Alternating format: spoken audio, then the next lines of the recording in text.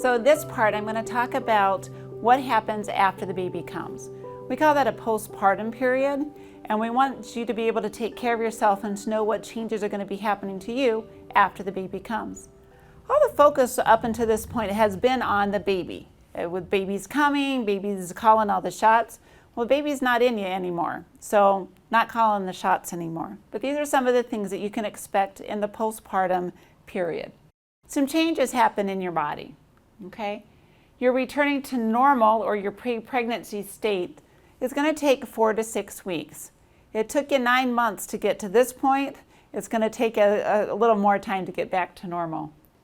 Your body undergoes many changes, both physically and emotionally. Don't be afraid to ask questions. There are many forms of normal, and experiences, everybody does that differently. What's normal for me is not normal for you. So ask questions. Some of the physical changes that happen include your uterus. It was stretched to this wonderful big space for a baby to go in. It now needs to shrink down to its little size of 2 ounces, okay, as compared to 2 pounds with all the baby and everything going on. Okay? It's approximately 11 times bigger than its non-pregnant weight, okay, and can weigh up to 2 pounds. After the delivery, the uterus contracts. Part of that is to help control your bleeding so that you don't bleed to death after the baby comes. Immediately after, your uterus is about at the size of your belly button or umbilicus, and it's firm and it feels like a grapefruit or a softball, okay? As the uterus shrinks, its muscle fibers contract, which causes some discomfort and some cramping. Nothing like childbirth, unless it's your 5th kid, and then it hurts just as bad at the 5th kid as it did for the first one. But for the most part, the cramping is just uncomfortable. Contractions or cramping are usually noticeable for the first 2 to 4 days after delivery. They become more noticeable for each additional pregnancy. And you might notice that it happens a little more frequently if you're breastfeeding, while you're breastfeeding. That's because those are the hormones that naturally are released when a mom breastfeeds to help that uterus contract. We do have pain medication that you can ask for as needed. We're going to ask you again to keep your bladder empty. And at 6 weeks, when you go back for your checkup in 6 weeks, your uterus is going to be back below your pubic bone and weigh about 2 ounces. Okay. Lochia, or your vaginal discharge, it's back. You're going to bleed like you did for your periods for about a week or so.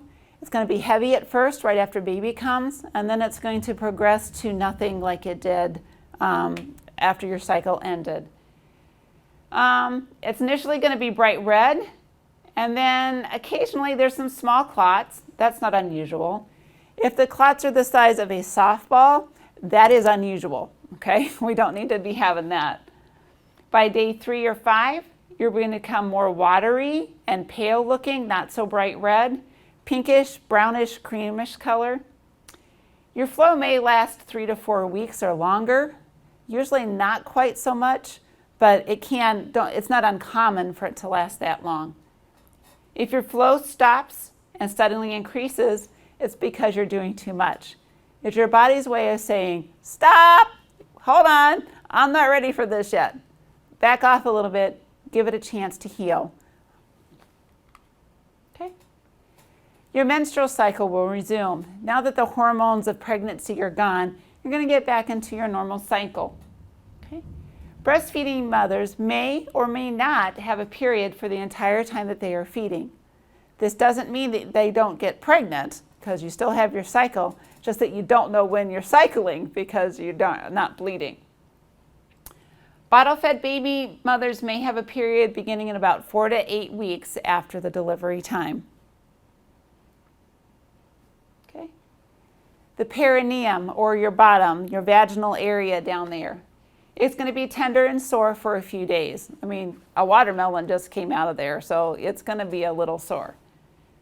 You want to support the muscles, and around that, Kegel exercises help to speed that up, but they usually return to normal in 6 to 7 weeks. Episiotomies, if you have one, is going to take 4 to 6 weeks to completely heal. We're going to use a peri bottle until all bleeding stops. The peri bottle is basically a squirt bottle that we will show you when you get there that helps to keep you nice and clean. Your bladder, you may have some difficulty completely emptying it immediately after delivery, but again, by 6 weeks, you should be back to your pre-pregnancy peeing habits. As far as pain goes in the perineal area, some things that we can use to kind of help that include some Dermaplast or some spray that kind of numbs everything. It also works really good on sunburns, just saying. Okay. Some Tux pads that help decrease the swelling, and it's nice and cool, like ice would work as well. An ice pack down there is going to help alleviate some of the discomfort as well. Ice packs usually work best for the first 24 hours. Okay. After that, warm water, bathing, jacuzzi type of thing works better. There's also pain medications that you can take. Motrin helps, Tylenol helps. Usually for vaginal delivery, there's not much stronger than that. Sometimes they will order a narcotic, but mostly the Tylenol or Motrin should take care of the discomfort that you have. What about your boobs? What's happening with them? Well, as baby comes, your body naturally makes milk and prepares the breast for feeding the baby. That's nature's way of feeding the baby. You're going to experience some what they call engorgement, or the breast getting very big. About 2 to 3 days after delivery, they can last for about 24 hours. Okay? This is your body's way of your boob telling your brain to make milk. If you're not breastfeeding, your milk's going to still come in, but there are some methods that we will use to not stimulate you to make the milk. Okay? Management depends upon how you are feeding your baby. Breastfeeding, you're going to feed more frequently, emptying your breast completely. Sometimes you can express some of the milk so that baby can latch on, because what happens is your breast gets really tight, and it's like trying to latch onto a water balloon. Okay? If you've ever tried to pick up a water balloon, it's really hard to do that. Okay? Same thing with baby. If we take and we express some of the milk from around the areolar, baby will latch on, and that will help with the decrease in the engorgement there. Bottle feeding moms, cold compresses help to control pain meds. Whatever you do, don't express. Don't stimulate yourself to make more milk, because you'll come out of the shower as Dolly Parton. Okay, it knows uncomfortable to begin with, but you can decrease that discomfort with some ice packs. Regardless of your feeding methods, all mothers should wear a good supportive bra 24 hours a day for the first 1 to 2 weeks. When your milk comes in, it will engorge to whatever size the breasts are contained in. So if you wear this really loose down to your knees bra, you're going to fill up that much. If you have a nice, well-fitting one, that's how much milk you will fill into. Okay? Make sure that you contain them so that you don't wake up looking like Dolly Parton. Okay? Bowels, you're prone to dehydration, so you want to be sure that you have lots of fluids, that you're eating those fiber foods that we talked about. Exercises are important. Some care providers will offer stool softeners for you. Apple juice helps, different things along that way. There's natural ways of keeping yourself soft. Sometimes you can experience some hair loss.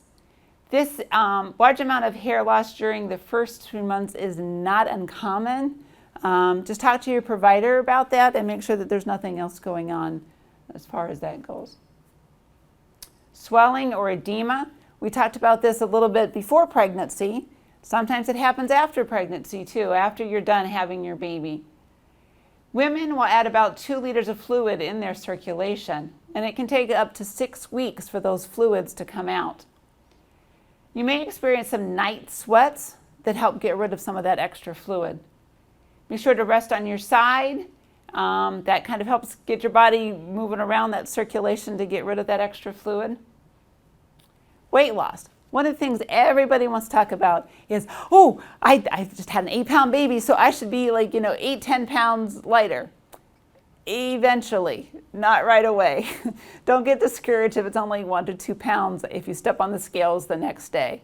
It takes your body a little stuff around to get rid of this extra fluid and all that sort of stuff, don't worry, it will come off. It may take you up to 6 weeks, but the weight will come off, okay? And again, we have the pictures of our pre-pregnant and pregnant feet. Okay. So what about sex? All right, well, check with your healthcare provider as far as when to start that. It's typically after your 6-week checkup that you can start having intercourse again. Usually once your episiotomy is healed and your flow has stopped, you can resume sexual activities. That could be your physical readiness. You may not be ready emotionally for that. There's a lot of things still going on. You still have hormones going on there. Expect a decrease in lubrication. Breastfeeding moms may experience a letdown reflex whenever they're having intercourse, so be handy for a towel because might get everything wet there.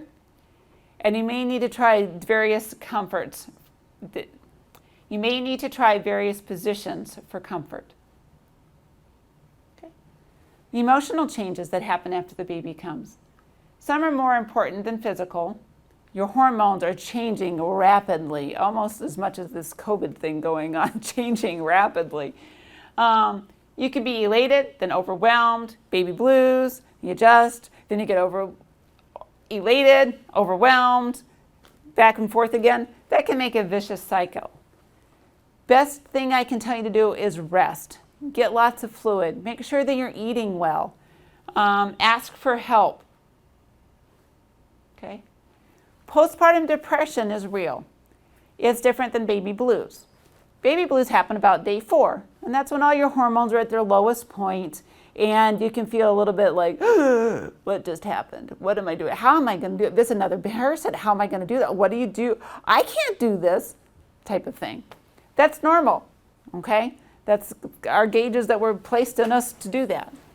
Postpartum depression is a little bit different. This usually can last up to 6 weeks, okay? It comes with many symptoms. Loss of appetite, eating everything in sight, don't care what you look like, are obsessed with what you look like, you're not sleeping, you're sleeping all the time, you feel hopeless, crying spells at the drop of a hat. That usually, if it's postpartum depression, it'll usually last more than 48 hours. We're talking like it'll last a week or so, okay? You need to contact your care provider if any of these things happen. Things that you don't realize happened with my second child. We moved from Indiana to Pennsylvania. I didn't know anybody, didn't know where I was. It was like somebody picked me up and dropped me off at the end of the world. Okay, I can handle this. I had an 18-month-old, I have a newborn, we can do this. Not so much. If it wasn't for my husband, there would have been a lot there. I didn't recognize it as postpartum depression. He did. He would say, you need to go check the mail. I don't want to check the mail. It's time to feed the child. Go check the mail. I'm not going to check the mail. You go check the mail. I'm not going to check the mail. And then I go out and check the mail, and everything's fine. So be cautious with that, and your partners, beware of that and kind of help them through those sort of things. When you're at home, things that you want to do is you want to sleep when the baby sleeps. You want to avoid caffeine. You want to leave the phone off the hook, okay? Especially when you're taking your naps. Take your phone out of your room, okay? There's a charger somewhere else in the house, I'm sure, okay? Plan for simple meals. Be flexible with the times. Postpone any major projects that you have going. Those dust bunnies will stay there for a little while longer. You don't need to move the refrigerator yet. You gotta have something for the mother-in-law to do, right? Danger signs and symptoms that you need to be aware of. Report any temperature above 100.4, any flu-like symptoms, any vaginal bleeding that saturates a pad in an hour, leg pain, redness, swelling, and abdominal pain. There might be a little bit of abdominal pain if you had a cesarean delivery. This is a different type of pain, and a pain that in your brain is just like, this is not right. That's the type of pain that we're talking about. It's hard to describe until you experience it. Hopefully you won't experience that part. If you have any questions or anything that we needed to go over more, please be sure to visit us at our question and answer site. that we have posted, and we'll be glad to help you through this. I hope you had a wonderful delivery and that you are prepared for this next chapter in your life.